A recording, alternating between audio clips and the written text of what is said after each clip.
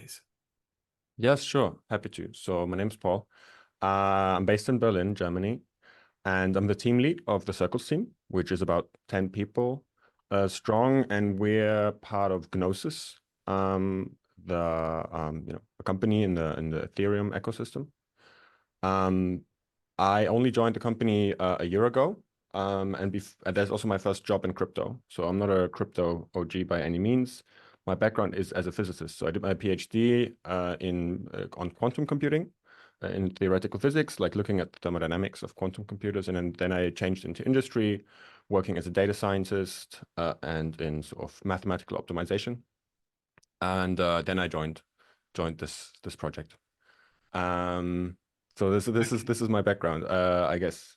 What else? I did also do economics and philosophy of science at university. So sort of studied not just physics, but yeah, I guess sort of this broad setup is what really gets me also very interested in what Circles is proposing, because it sort of marries very technical work with sort of economical work and more broad societal thinking. Well, that sounds awesome. I mean, and it sounds like you've just got the right background for this, which is good. I mean, having the economic and social, plus I guess the physics would have given you some hard maths as well. Yeah. I mean, that's the hope. Of course, a couple more years at the Fed wouldn't have hurt either. But yeah, sure. It's a pretty promising setup where we're a really good team to execute on the vision. I hope. Okay, brilliant. All right. Well, please present your slides, and we will listen attentively. Yes. All right. Let me in fact share my whole screen, because I realized I'm gonna also add some links. So I'm actually gonna start with sharing a link in the chat for where are you guys? For Bettina and you to how do I get back to the chat? Here we go. Sorry. So if you guys are interested in creating a profile on Circles, all you have to do is to kind of visit this link, and it'll take you through the process. And here's a sneak peek of the app. But while I'm doing that, here, let me start my slides. So yeah, an absolute pleasure. Sorry, I should also probably now get rid of this, right? Can you still see the little thingy? We can see your slides and nothing else, so it's all good. Okay, perfect. All right, cool. So this is me presenting a technical deep dive into the Circles protocol. And kind of the I'm going to start very broad, and then I'm going to get into the nitty-gritty. As I said, I'm the team lead. I'm also one of the co-authors of the white paper, which is some of the technical exposition of the protocol. But let me start with the motivation for the project. So I mean, I'm talking to people interested in Ethereum and the engineering. So I don't have to tell you that money is a technology. We're using it every day, and it's sort of part of our everyday lives to an extent that most people don't think about it as a technology in the sense of something that humans create and that humans can shape, and that is political in nature.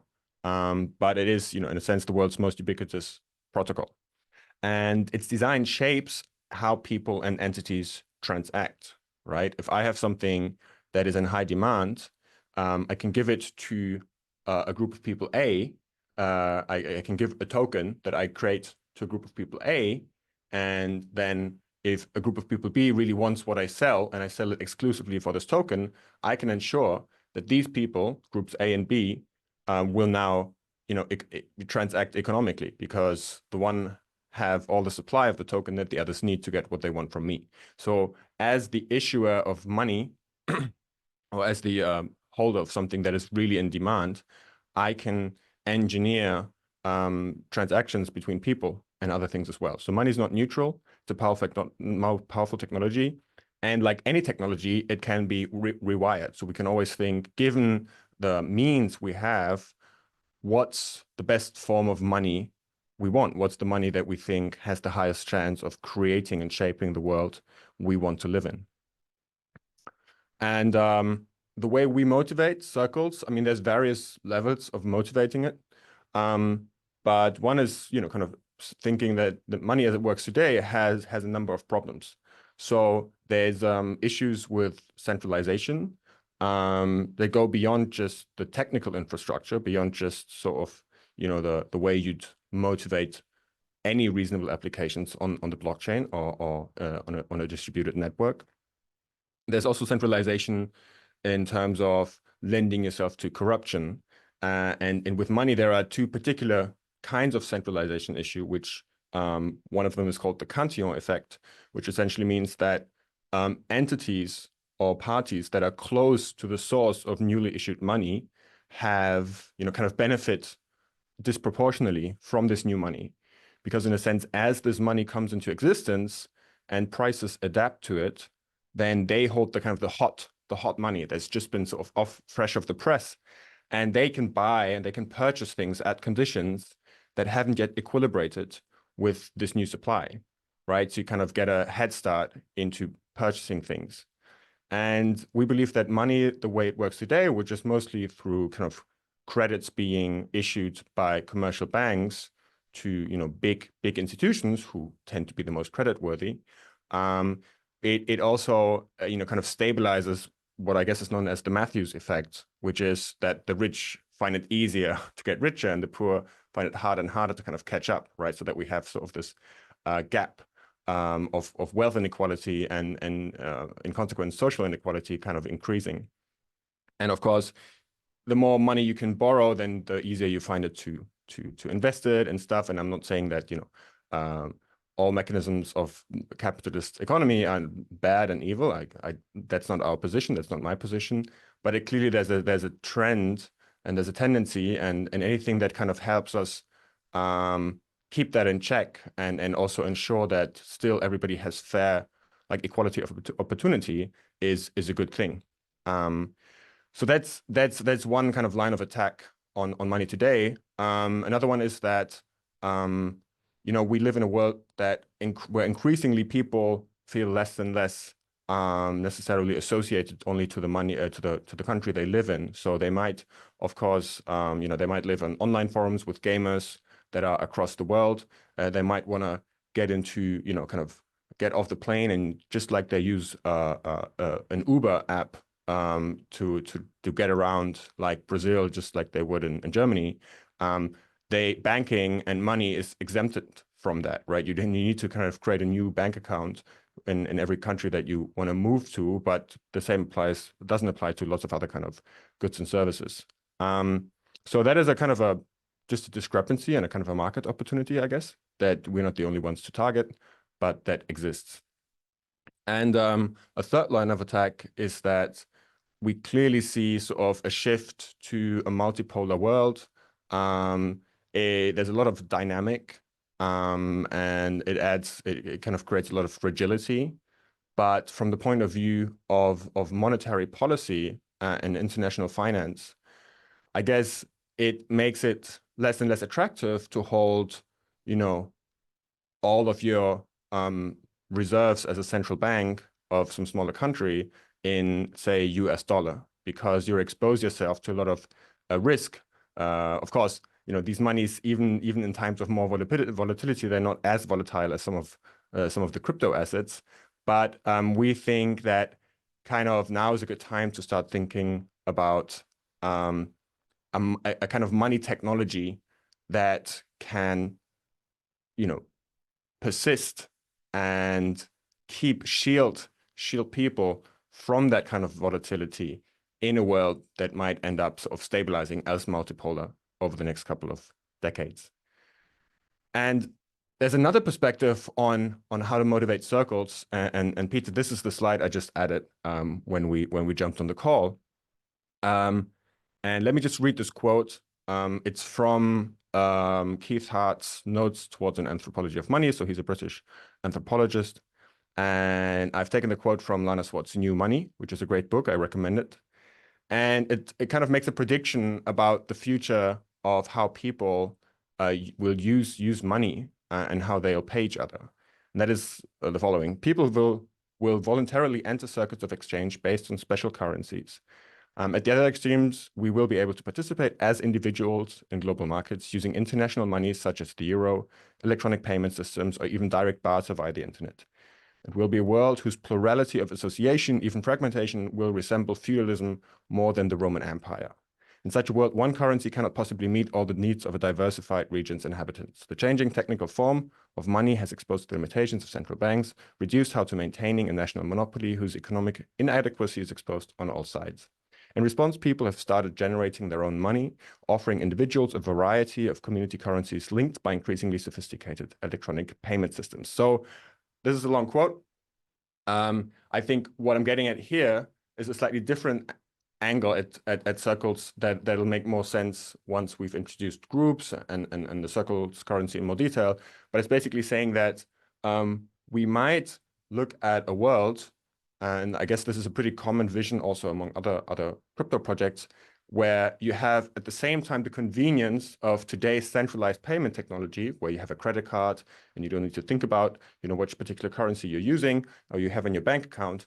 But then you have sort of the richness of money as a technology working in your favor.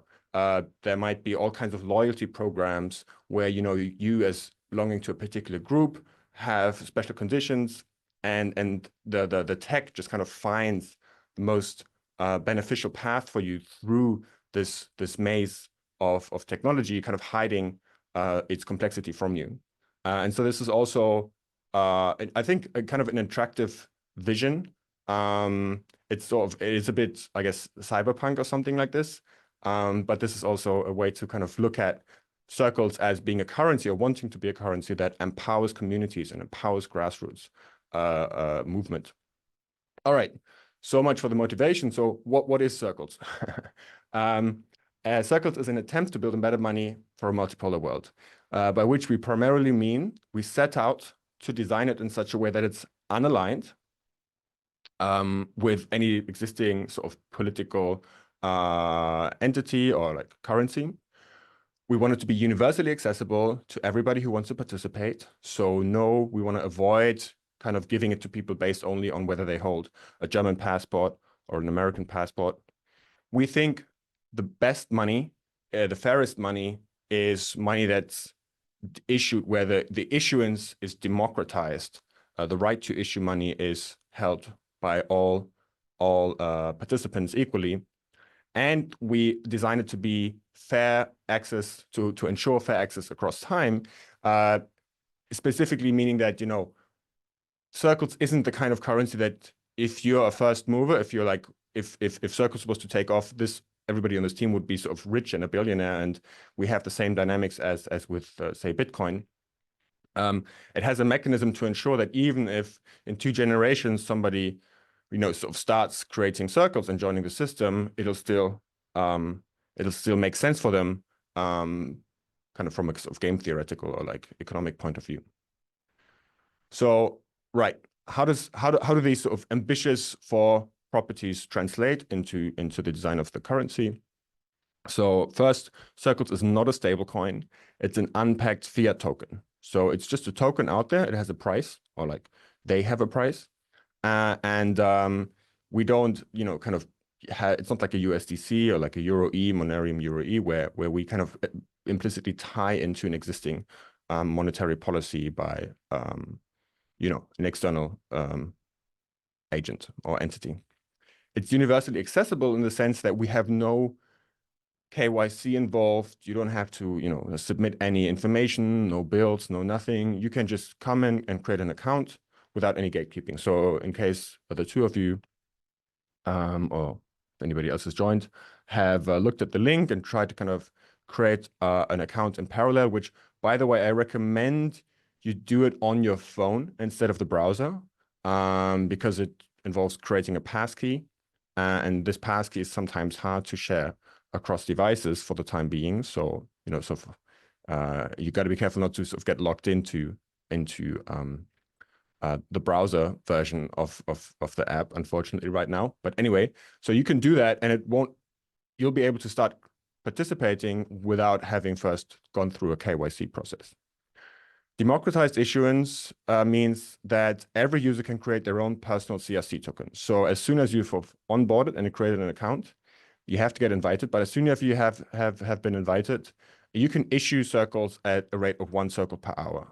And so it's unlike, you know, minting ETH or Bitcoin, in that you kind of have to solve a cryptographic puzzle, or you have to contribute to, you know, proof of stake or something like this. You just get to create 1 circle an hour, no questions asked. And the way we want to ensure fair access across time is through a mechanism known as demurrage, which basically says that all the nominal balances of circles evaporate over time. So if I today have 100 circles in my wallet and I close it, I don't do anything with it, and in a year from now, I open my wallet again, it'll say I have 93 left. So this is sort of effectively the same as inflation, but of course, inflation is not hard-coded into the economy, into the currency. It's kind of like a macroeconomic effect. Whereas here, we're literally in the smart contracts hard-code the currency to nominally diminish over time. And what this, the way how this should ensure fair access across time is something we'll look at in a second. So the intention of this is that we want every person to create 1 CRC per hour unconditionally. So we're trying to, if you look at this sort of triangle of properties that you could have, universal access, democratized issuance, and what I call sound tokenomics, so kind of ensuring that every person, every participant gets to mint 1 circle an hour, no more, no less, then this turns out to be sort of a tricky triangle to meet, because if everybody can create an account and every account can create circles, then what prevents me from just creating 10 accounts and kind of tenfolding the the amount of circles I can create? And we have a mechanism to address that.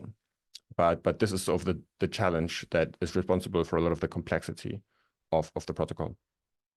All right, so I'm going to tell you more about how all of these things work, but I want to make sure that I also talk about Metri, which is the wallet that we develop at Gnosis to let people interact with Circles. So Circles is the protocol, Metri is the wallet app. And this QR code will take you to, well, basically the website I just shared on the chat as well. But let me kind of stop the presentation for a moment and go on Metri. So this is kind of the home screen of Metri. This is my profile. I can kind of like, you know, get others to, I can share that with the others. And I currently hold 7,791 circles. And here's a button that means, oh, now I can create new circles, because I haven't, you know, created my circles for, you know, hundreds of hours. I don't need to go there every hour and click that button. I have up to 2 weeks for every circle to create them. And you know, that's how the money gets created. And these circles are not all my circles. So the ones that I'll create are mine. But if I look on this here, I can break down my current circle balance into different circles that have been created by different people. Okay, so out of the 7,791 I hold, only around 500 are my own, and all of the others have been created by others. So all of these are non-fungible tokens. Like, so, you know, my 500 are all fungible among each other, but the circles that you and me create are distinguishable. And so if I now go and I create this, which I probably have to,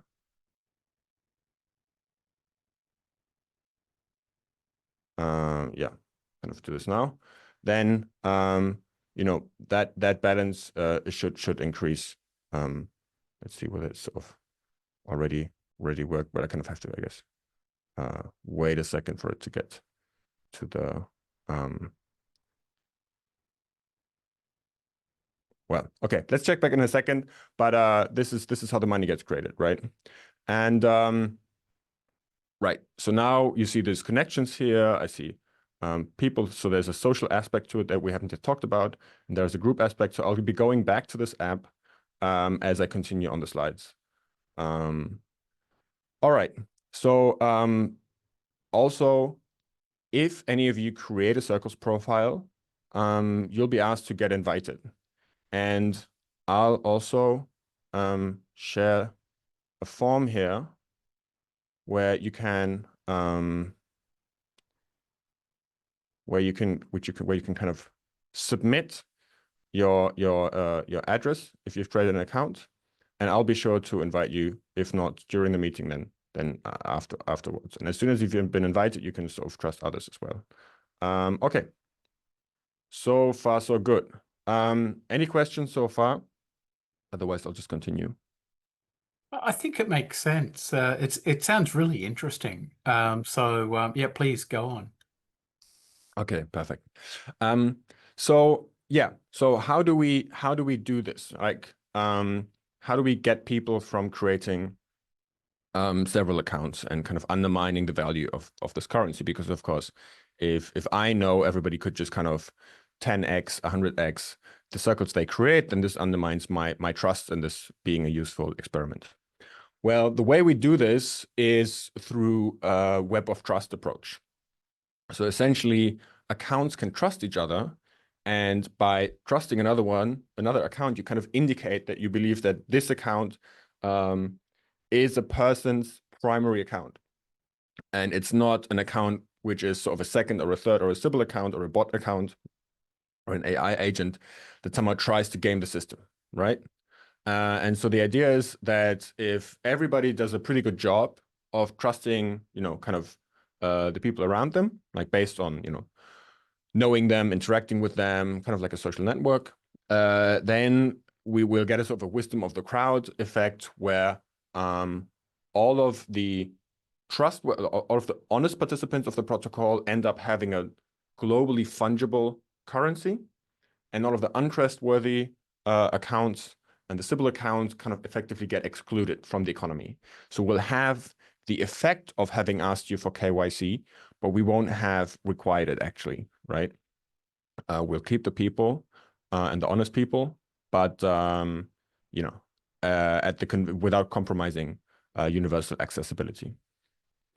All right. So how does this work? So how does trusting safeguard against Sybils? Well, here's what we call the rule of trust.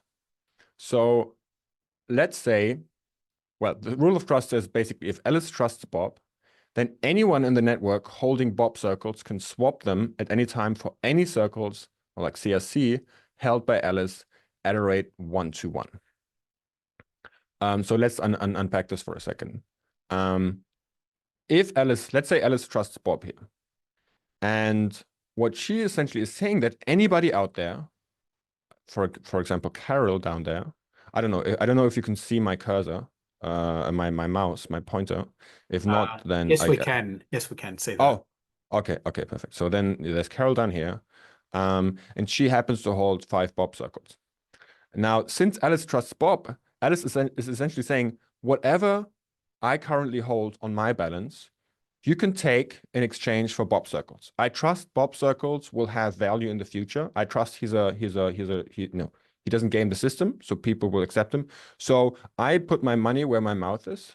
I literally make my money in terms of circles available to anybody out there holding Bob circles. And that's my way of sort of backing Bob circles, right? So trusting is not just a symbolic gesture.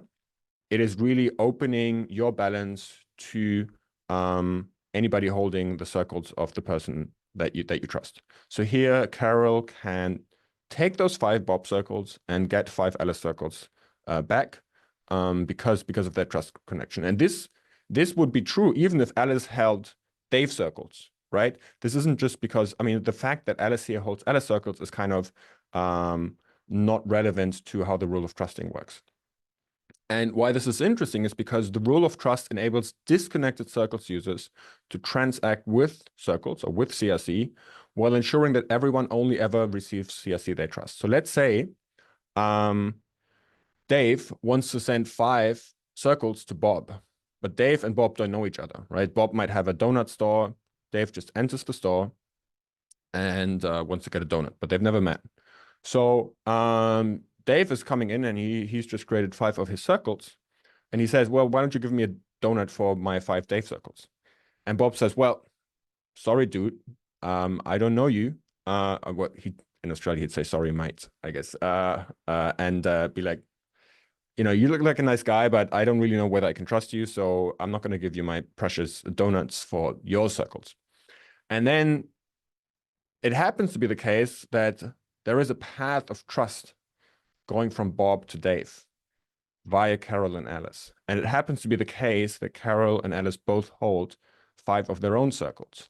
And this allows for a sequence of these applications of the rule of trust in such a way that that Dave, in the end, is 5 circles poorer. He's lost his 5 circles.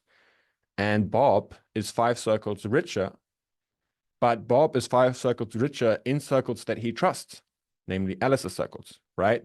And Alice and Carol, they have had a net 0 sort of intermediate balance change where Carol has lost her 5 circles, but she's gotten 5 Dave circles. And since she trusts Dave, that is not a problem, right? Because she appreciates Dave's circles just as much as she appreciates her own. So the rule of trust enables what we call path transfers to kind of connect parts of the network that are disconnected. And so if you think about it, this means, you know, here's the exercise. All of us kind of create an account on the Metri app. We start creating our own money. Initially, nobody trusts nobody. And then we go around trusting each other, and we'll have this web of trust. And this web of trust will lead to people being able to send each other circles, but everybody can engineer whose circles they receive. And everybody's kind of in control of curating their social network. And this will create a sort of a very robust and localized and sort of graphy type of currency, which, you know, lots of different communities can coexist and use these circles in ways that fit, you know, work for them. And we're basically just the substrate protocol. There's an additional feature in Circles, which, by the way, I didn't mention, but Circles is an old project.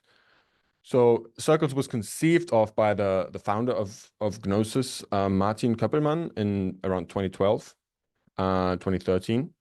And the version 1 of Circles got launched in 2020. And there have been over 100,000 accounts have been created, and there was sort of a lot of hype, less regular support by Vitalik, and kind of like I forgot the name of the founder of Uniswap, Adam something, I think. So like, you know, kind of prominent people supported the project, and then it kind of died down a bit, I would say. So now we've just launched the version 2 of the protocol with some improvements last fall, and we launched the Metri wallet as, you know, the actual interface this May.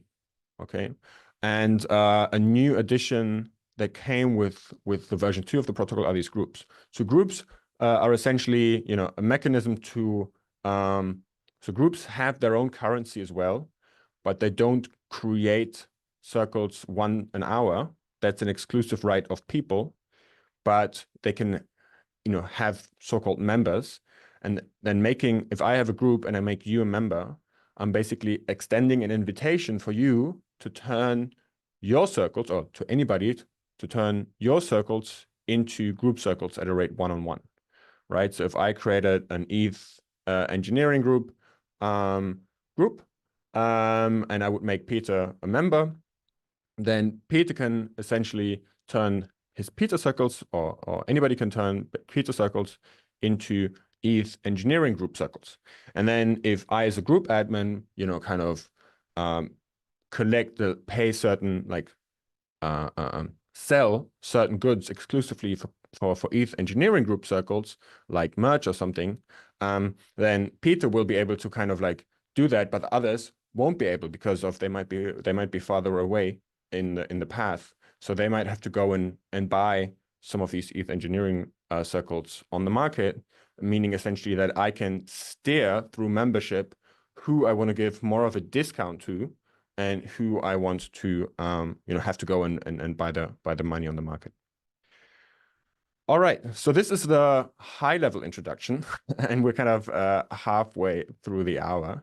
So I'm just going to start going over some of these things in more detail, but then I guess it would be in our interest to cover more of the concepts, even if we don't go as deep into each of them as we could. So yeah, if you agree with that, then let's go forward. So in kind of going one level deeper into this protocol and how it works, it makes sense to me to distinguish the macro level and the micro level of the currency. And at the macro level, we basically ignore the fact that different circles issued by different people are non-fungible. And we ignore the fact that some accounts might be Sybils. So we just assume there's this currency, which, is just called CRC, and everybody can create one of it. And we're just a network of people that are all honest. And we're interested in the properties, the kind of the macroeconomic properties of how such an economy would look like. And the micro level is then the one where we kind of reintroduce, where we drop these simplifying assumptions, where we reintroduce the non-fungibility between the different tokens, and we reintroduce the possibility of Sybils. And that at the micro level, we're more interested into like how does the system keep the bots out. All right. So the first graph to share is in this on this macro level. How does the sort of balance over time of an account change if they were just to mint, create one circle an hour as long as they live, which for simplicity we here take to be 80 years. So sort of a pessimistic guess or something. So this is the graph, right? And so we're here exploring the interplay of these two forces. The one force being constant creation of these circles through an account, and the other are those 7% demurrage, this evaporation force, right? So clearly the one kind of brings the coin into existence, the other destroys it or burns it. And so this is how it would look like, right? Initially, the creation force dominates because 7% of very little is very little, whereas this one circle an hour is fixed. And then over time, the sort of the demurrage force becomes more and bigger, and you can see that it'll never surpass, around 120K circles. So I can guarantee, the protocol guarantees that there'll never be more than 120,804, I believe, Paul circles around. This doesn't mean that a balance could never have more of it, but if you had more than 120K, then over time it'll sort of reduce, even if you made use of your right to mint. And if you have less, then by minting, you can always increase your balance. And then if somebody dies after 80 years and they stop minting, but the circuits which they created are still around. So this is how sort of the number of circles that have been created by this person that are still in the system kind of evaporates over time, because then you have exclusively this demurrage force. So we now have so the circles of base monetary policy is that the total supply of the currency always converges to this number, this stable number, times how many people participate, right? So this is the total supply of circles if we sort of took the series to its limit, which of course, if we now over the next years, we're looking at a period of hopefully explosive growth, because we'll have lots of people creating accounts, and each of these accounts will sort of be here on the left end of this. But in the long run, this is sort of the policy. And you can think of this also as a way of sort of effectively taxing people, but a tax not in the sense that we get it. It's not a redistribution to like Gnosis, the company. Gnosis is, by the way, not hard-coded into the contracts at all. We're not beneficiaries of this taking off, at least not directly. It just gets burned. So anybody who holds more than 120K effectively sees their money diminish, and this is the rate of the tax rate they'll see. And then if you have less than 120K, then you gain over time, which translates into a negative effective tax rate. And one of the effects of that is that we believe it leads to fair access to the money supply. So at any time, all users create the same amount of circles. So nobody gets a special right to create more or less. Everybody just creates this one circle an hour. And over time, basically what fair access to money supply here means is that everybody is guaranteed that no matter when they join the system and no matter how many people are in the system, when they joined, they'll be guaranteed that by over the course of their life, as they participate, the share of the total supply of circles that is around, which they've created, is inversely proportional to the size of the population that they join. So this is sort of a bit of a mouthful, but basically there's a if this number here is the share of the user's circles supply at some later time. So they join in year T, and then like 10 years later, they have 10%, 20%, some share in the population, and this number is effectively given as 1 over n, where n is the size of the population, times this factor, which converges to 1 exponentially in the years that they've joined, right? So this means that unlike, say, for example, with Bitcoin, where we know that, like, I don't know the exact number, but 97 or 99% of all Bitcoins are held by, so and so many thousand or 10,000s of people. So a tiny fraction of the world's population holds, the lion's share of the supply. And there's nothing the remaining 99.9% of the world's population can do to force them to give it away. I mean, they can kind of like economically incentivize them to kind of spend it, but fundamentally, there's nothing they can do to change that. And Circles, this is not the case. There's no group of people that can kind of collude to keep a share in the money supply from others. And this is, by the way, something we kind of copy from fiat money as we know it, right? Where, wages increase, so prices increase, there's inflation, but also wages increase over time, which means that people today effectively, if I had a rich uncle and I inherited it from him $1 million, like, a century ago, then with that inheritance today, I could buy much less than I could buy back then. And that is essentially because there's a mechanism to give more of the share of the purchasing power to people who are alive today and who contribute, right? And this is the same effect that we have here. So everybody can build up a share of the total money supply that is inversely proportional to their time average share in the population, and nobody can prevent it. I feel like I'm going, I kind of, let me know if I'm moving too fast or if this is sort of unnecessarily detailed. I'm just wary of the time. But another thing we need to worry about at the macro level is, we need to worry about, we might be interested in is, Circles has a bit of a UBI flavor, right? Because, you just create money. So it's kind of helicopter money. It's what we associate with the universal basic income, which is what UBI stands for. And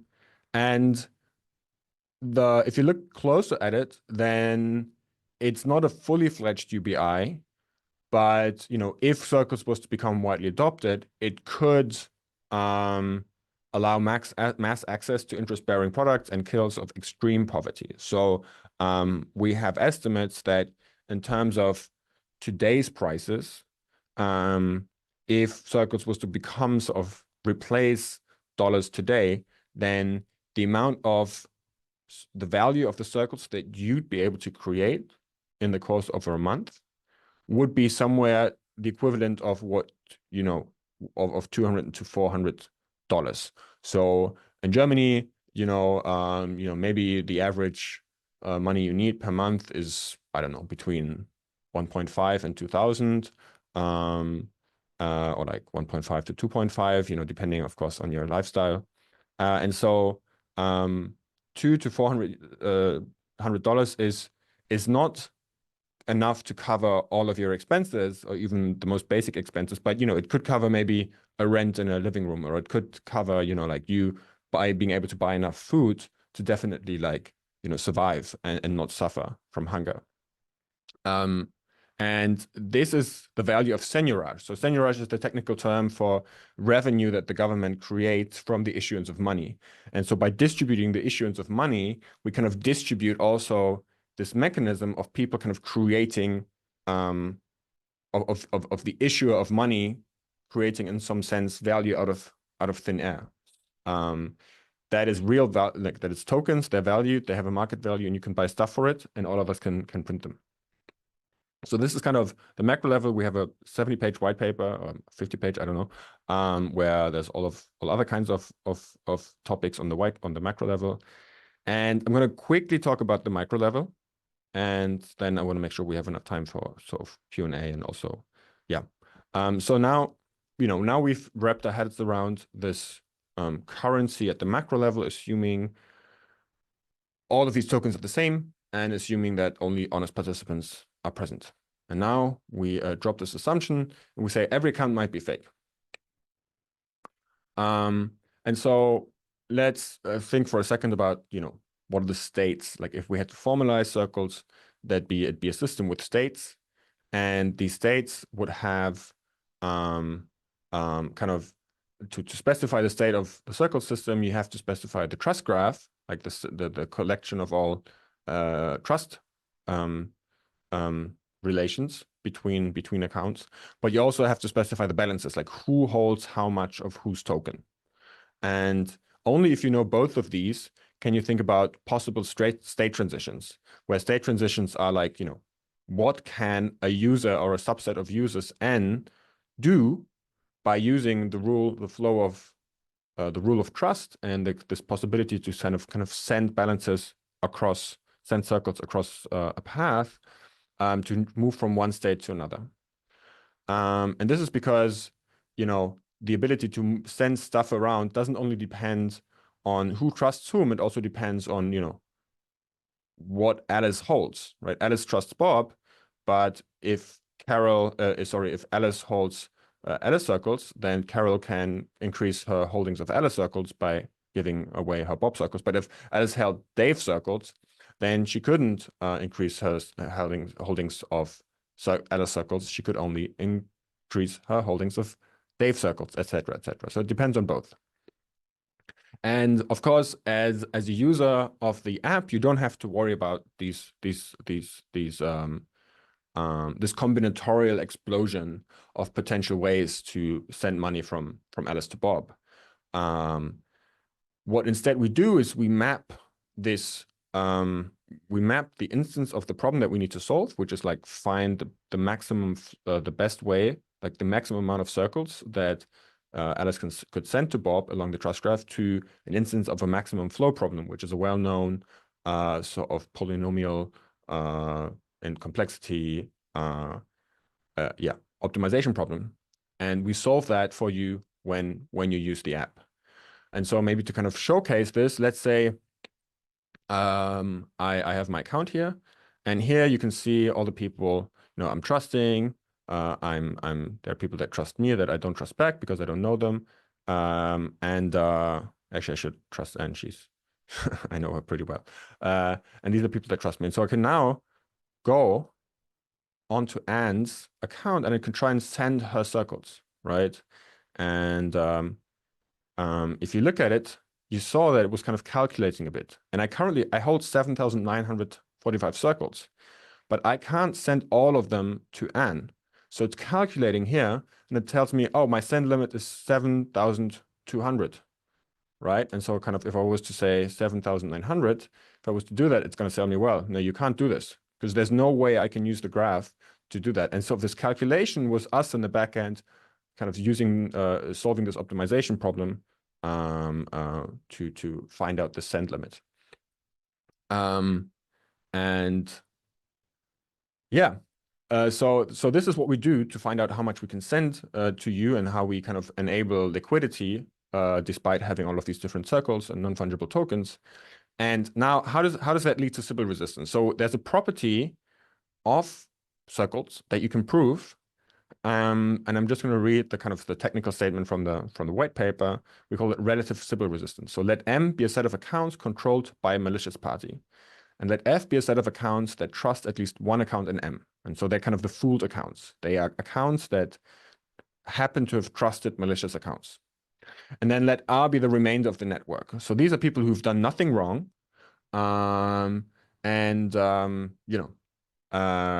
if accounts in M initially hold only their own funds, which should be the kind of virgin state of the network, the transferable trusted balance of M for R is limited by the amount of CRC trusted by accounts in R that are held by accounts in F. So what does that mean? Here we have this malicious set of nodes, right? This might be a 10,000 account Sybil network that I've spun up.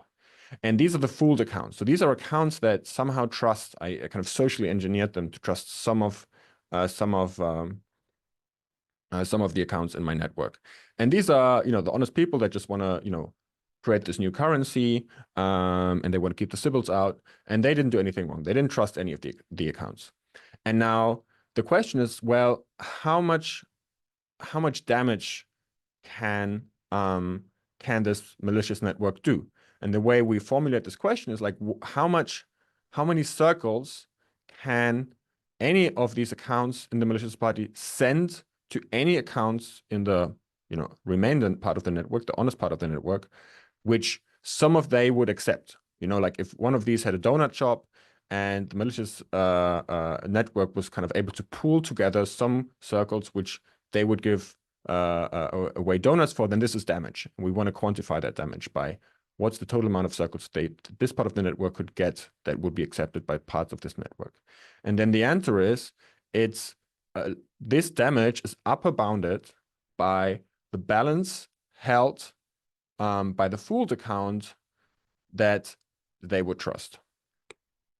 Okay, so this means that if nobody from the honest part, if there was no fooled account, like if nobody trusted the malicious set, then clearly nothing could work. Then there's sort of just a cut between the two, and they live in parallel worlds, and there's no damage at all. And if you happen to have fooled accounts, then the size of the leak is only as big as the total amount of circles this fooled set holds that are trusted by these.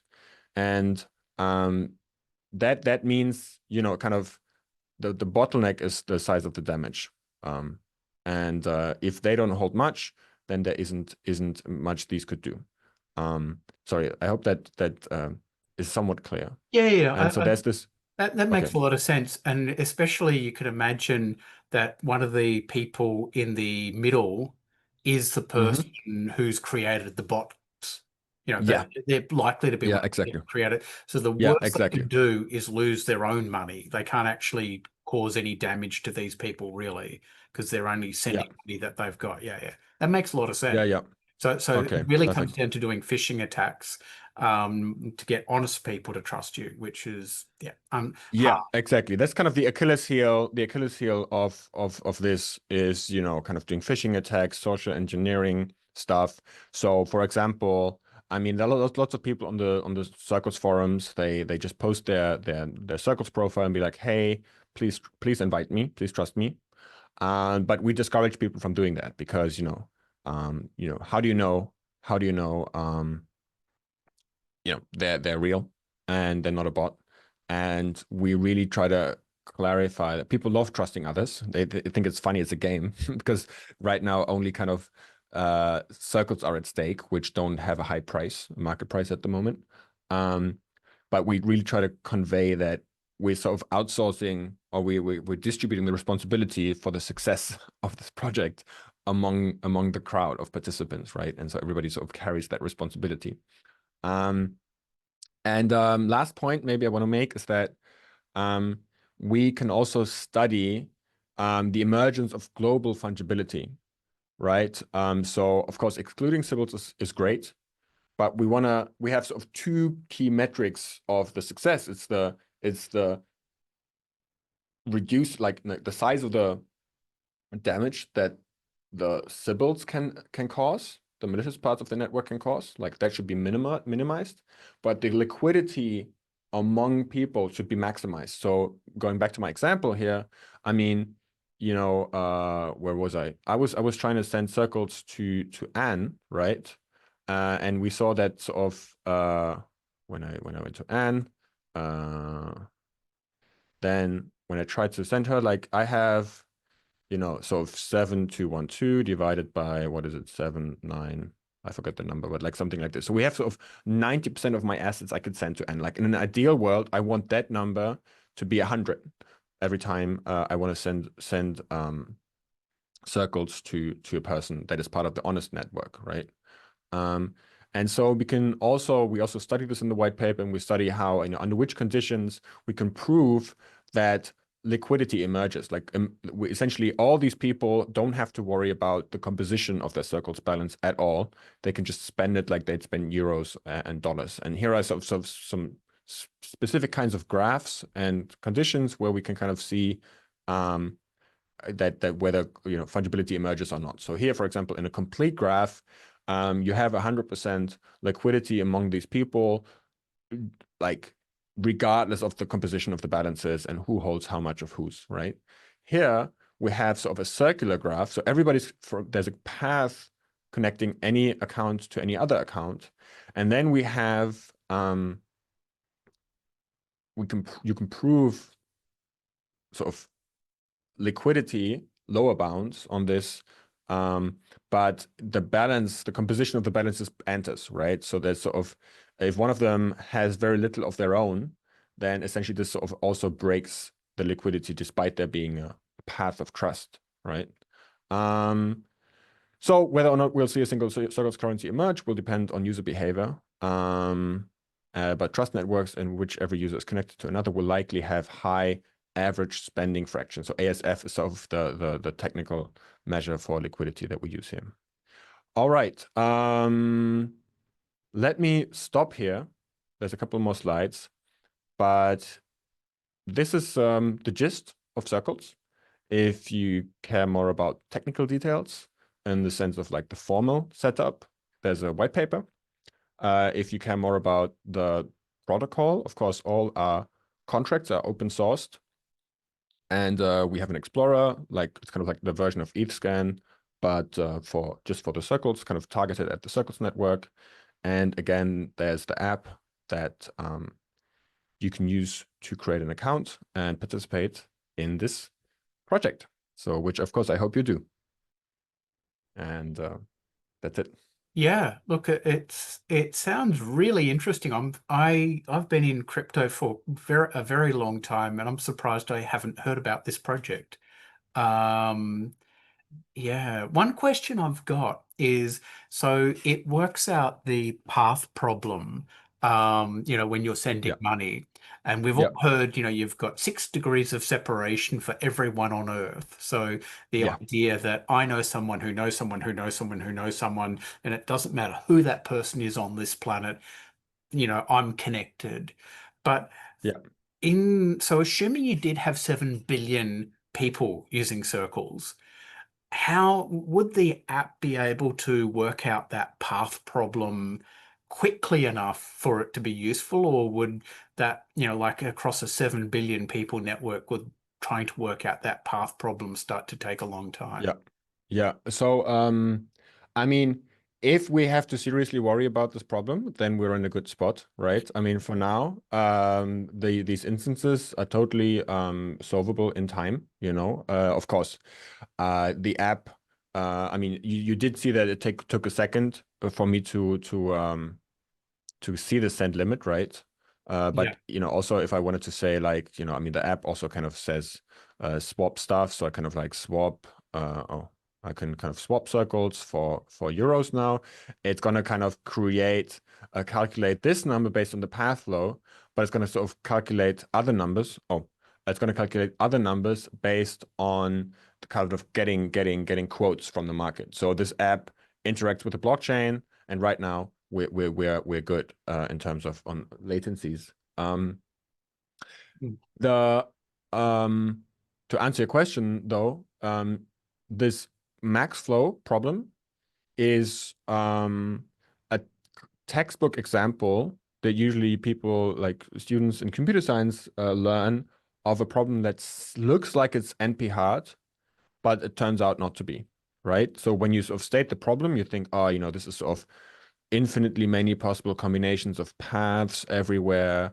Like if I had to crunch this with on the top of my head, I'd have this, you know, exponential number of possibilities. But you know, it is. I mean, there's sort of quadratic scaling algorithms around, and I think Google actually proved a couple of years back a near linear time algorithm for this problem. So they've proven that it's sort of as easy in computer science terms as we could hope for it to be. So this is one thing, right? It won't scale through go through the roof as soon as this picks up. Of course, computer scientists like to hide a lot of practical scaling complexity in the big O at the end.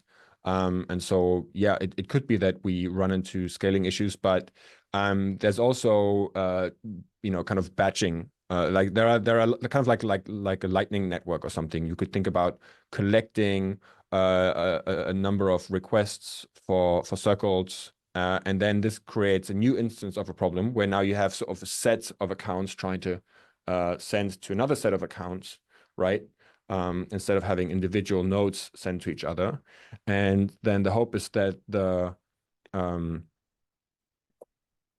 it would take to solve that bigger problem scales, you know, much slower than in the size of these sets, meaning that we can basically aggregate a lot of these paths and kind of cover a lot of the problems like that. So I mean, technically it will be, we'll have to do engineering, but it won't be the thing that makes or breaks with the success of this thing. Oh, look, I think as you said earlier, if you end up having latency problems with that, then you've obviously got hundreds of millions of people using the protocol, in which case it's a great problem to have. And Yeah. yeah, you'll be able to solve it. That sounds really good. What about the adoption? How have you seen, you know, because you have said that it's more than just word of mouth. It's got to be referential because otherwise you end up having isolated circles and such like. So how have you had adoption so far? Yeah. So as I said, the V1 of the protocol saw, you know, hundreds of thousands, like 100,000 accounts being created over the first week of the launch. But that also wasn't an invitation-only network. So we also assume that a significant share of those are actually bot accounts, right? People just sort of farming, you know, kind of another token in the hope of it taking off, because they didn't read the white paper and they didn't understand that Circles is the worst token to just start minting in the hope of becoming a millionaire. This time we've had this invitation-only effect to kind of grow the network more organically and slowly, but also putting an emphasis on quality of the network. And so we're right now at around 10,000 accounts. So people are using the app. The fact that Gnosis has a pretty good reputation within sort of the Ethereum ecosystem, at least from what I can tell, helps, of course, getting that first wave. but we're now starting to reach out also to, so we believe that existing communities often find the value proposition of being able to create a community currency for themselves attractive. So we're reaching out to communities to see, if you had a token with a branded identity, like to be able to now say this is the grassroots community Berlin token, or like the Open Internet Club token, and you could make offers exclusively available for that, then we see a lot of people being very interested in that. So this is kind of a strategy we're rolling out right now. We're also likely to launch kind of an incubation program where people like entrepreneurs, but also communities can apply for us to support them with setting up their community currency, because the value proposition is essentially you don't have to be a blockchain, enthusiast or something. You don't even have to know about it. You might just want to have a group of people. You might be short on cash, but you still want to have a way to kind of keep track of like contributions in the economy and have this cool feeling of like sending money around. Maybe you're part of a student union or something like that. And we believe that just having a quick way for people to build that identity, get that token, get it on the market, and be able to send it around with each other and trust each other is a lot of fun. And we're about to test that hypothesis. Yeah. Oh, look, I know of two different groups that have done community currencies here in Australia that, each of them, I think they lasted for about 2 years. And Yeah. I mean, a big part of it is infrastructure as much as anything else. So I think having something like this where they can essentially, rather than creating their own thing, they just use this, then, Yeah. it would be really helpful. It would work out of the box. And it also, I mean, what I didn't mention is that Gnosis has its own credit card, right? And you can connect it to the Metri wallet. So here's, I mean, going back to this anthropologist's quote I had initially, right? I mean, this view of a future where you combine the best of both worlds. You have sort of your local grassroots currency to support local shops, like to support the people that you're closest with in terms of, shared interests.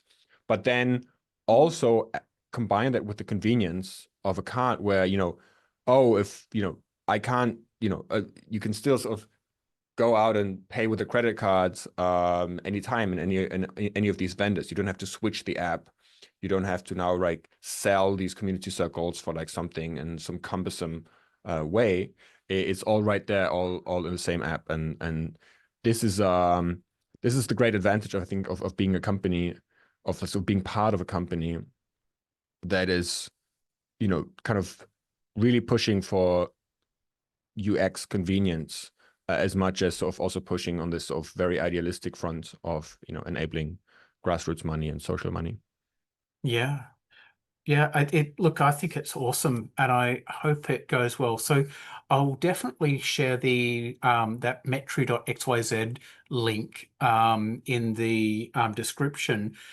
Should I share that invitation link as well? No, on YouTube I wouldn't do it. I mean, so Yeah, otherwise you we just have a lot of we support. provide exactly. I mean, this is sort of a way for us. I mean, it goes right into our Slack, Yeah, and so it's kind of like a kind of like a hidden way to get invited. yeah. It does not work automatically. I'd still have to do it, or we have as a team have to do it, but we don't share it publicly. Yeah, that sounds like a good idea. All right. Well, look, brilliant. I'll put the metri.xyz link in the Yes, description please. so That would be people great. can get to that. Yeah. Look, it's been wonderful having you on, and yeah, it's been a actually really interesting talk. And so I've signed up and filled out the form as well. So Amazing. let's see how. Yeah, if you guys want to get a group going, let me know. I can support with that. But thanks, Peter. Thanks for having me. And thanks everybody for tuning in. Yeah, thank you. All right. Talk later. Bye bye. Take care. Bye bye.